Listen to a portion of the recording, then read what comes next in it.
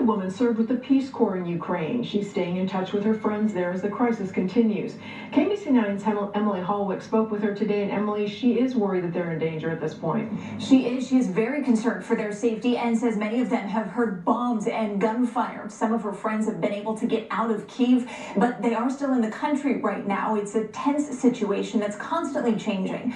Paige Barrows volunteered with the Peace Corps in Ukraine from 2010 to 2012. She lived in a village that's about 3 hours south of Kyiv. She tells me that she's been talking to many friends who she grew close with during her time there. They described their windows shaking as planes dropped bombs and the rush to get money, gas, and food. Ukraine isn't letting men ages 18 to 60 leave the country, saying they have to stay to protect their country. And Paige says that families will inevitably be torn apart as women and children flee.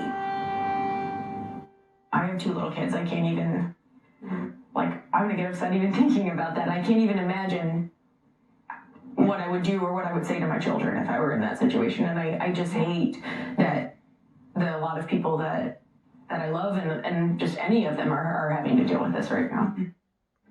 Paige said that she and other volunteers feel helpless because they can't be there. We're going to hear more from Paige about what her friends in Ukraine are going through and hear from a woman who's in Ukraine right now. That's coming up at 5 and 6. Laura. An Olathe woman with ties to Ukraine is worried for friends there. KMBC 9's Emily Holwick spoke with Paige Barrows, who served in the Peace Corps in Ukraine. And Emily, have any of her friends been able to leave? Well, Chris, Paige found out today that some of her friends were able to get out of Kyiv and travel to smaller towns, which are safer for now. But it's still incredibly difficult to get out of the country, and she's worried that more towns could soon become targets.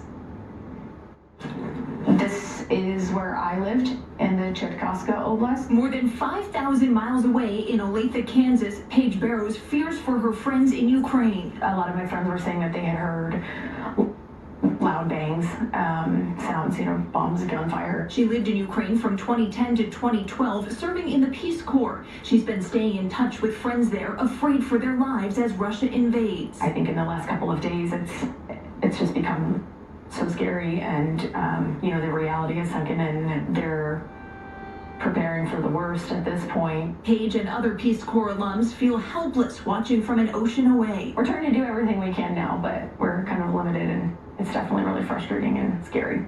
Her heart aches for families who may be torn apart as men are forced to stay and fight while women and children try to leave. Those families don't know if they're going to come back and have their dad or their husband. She has seen the resilience of Ukrainians and hopes it shines through in this dark time. Ukrainians are known for they're such strong people, and they're proud, and they will fight for what they believe in. Paige actually shared an audio message with us from one of her friends who's in Ukraine right now, describing what it's like to hear those bombs going off near her home. We'll have that coming up on KMBC 9 News at 6. Chris. Emily, thanks. An Olathe woman who served in the Peace Corps in Ukraine is staying in touch with friends there as the crisis continues. KMBC 9's Emily Holwick shares her concerns and the message she got from overseas describing the terror.